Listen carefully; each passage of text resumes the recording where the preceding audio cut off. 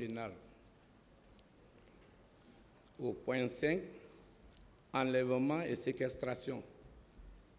Article 303 du Code pénal.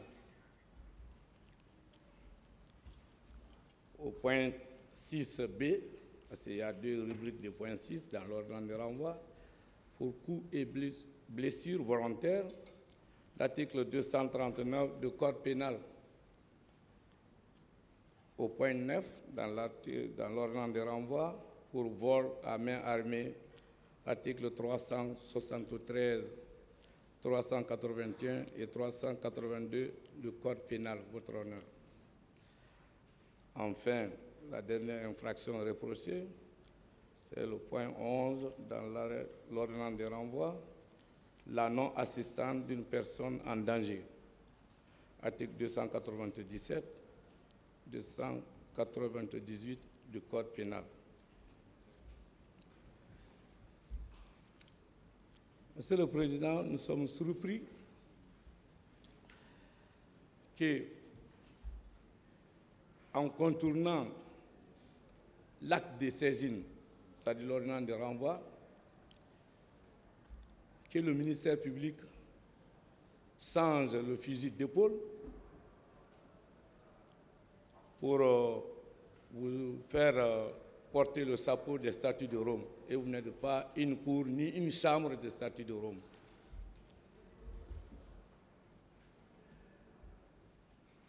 Mais qu'à cela ne tienne, Monsieur le Président, la profession que nous exerçons, l'une des meilleures définitions attribuées est venue d'un avocat général. C'était 1663, sur l'indépendance de la profession d'avocat.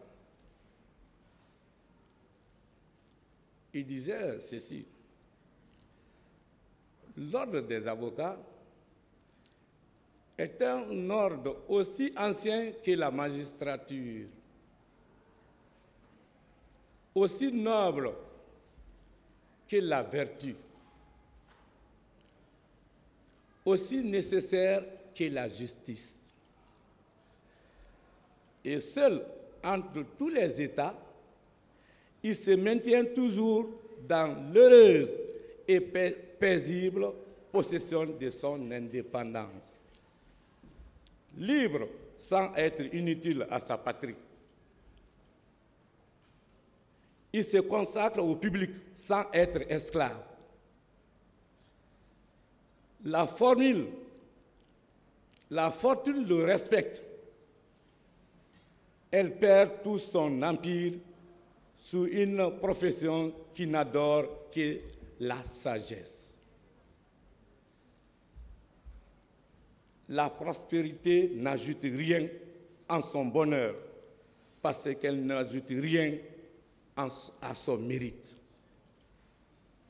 L'adversité ne lui ôte rien parce qu'elle lui laisse toute sa vertu. Ce célèbre magistrat, l'avocat général, qui sait poursuivre à charge et à décharge, je crois, permettra à la partie d'en face que nous sommes d'une famille, la famille judiciaire. Je ne parlerai pas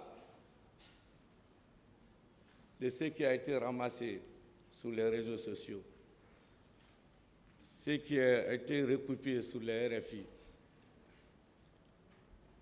Je parlerai seulement des faits tels l'acte de saisine par l'ordonnance de renvoi.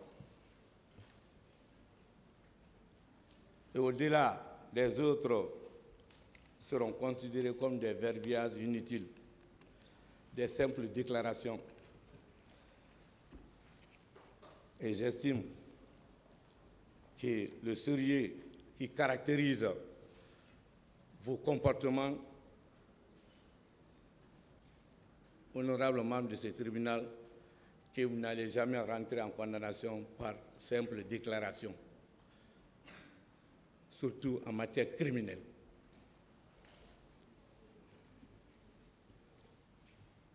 L'ordonnance de renvoi numéro 007-2017 est l'ordonnance de réqualification des non-lieux partiels et de renvoi devant le tribunal. Votre Honneur, il est dit ceci, comme fait de l'événement. Le 23 décembre 2008, suite au décès du président général Lansana Conté, certains dignitaires de l'armée proclamaient unilatéralement la dissolution du gouvernement dans un discours de rupture avec l'ancien régime. Les nouveaux dirigeants, avec à leur tête le capitaine Moussa Dadis Camara, promettaient ainsi la remise du pouvoir aux civils. Entre autres, la tenue des élections législatives et présidentielles en 2009. De même que la mise en place d'un organe de transition regroupant les représentants du CNDD, Conseil national pour la démocratie et le développement, et les forces vives. Il prenait aussi l'engagement que le président du CNDD, Conseil national de la démocratie et du développement, et le Premier ministre ne seraient pas candidats aux élections, aux dites élections. Un consensus national entre les nouvelles autorités et la société civile permettait de fixer la date des élections à la fin de l'année 2009. Date qui sera finalement reportée au début de l'année 2010 pour les raisons techniques. En janvier 2009, les nouvelles autorités appellent l'ensemble des partis politiques à transmettre leur programme de gouvernement. En avril, la question de la candidature du président du CNDD, Conseil national pour la démocratie et le développement, commence à se poser pour les forces vives, de sorte que les tensions surgissent entre elles et le CNDD.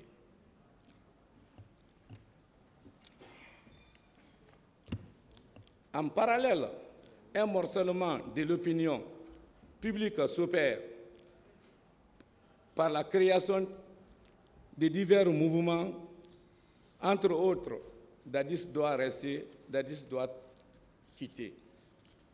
Les forces vives, quant à elles, commençaient à mobiliser leurs partisans. C'est dans ce cadre que les partis politiques décidèrent d'organiser une manifestation le 28 septembre 2009 au stade du même nom pour marquer leur opposition à cette nouvelle candidature du président du CNDD. Le 28 septembre 2009, malgré l'interdiction de la manifestation par les autorités, les militants des différents partis politiques conversaient au stade, répondant ainsi à l'appel de leurs dirigeants. Peu à leur arrivée, des gaz lacrymogènes sont lancés, votre honneur, sur eux et les parties d'un véhicule de la CMIS. Je crois, à partir de là, les responsabilités commencent à être exposées, parce que le ministère public va me montrer un agent de CMIS dans ce groupe. C'est là aujourd'hui on va travailler.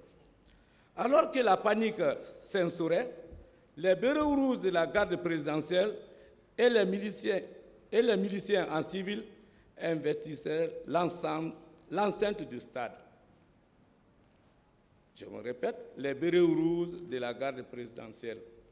Monsieur le Président, je demande au parquet de faire venir les bérets rouges de la garde présidentielle pour pouvoir tenir ce procès de façon digne et équitable et équilibrée. Pas justice sélective, pas justice de règlement de comptes.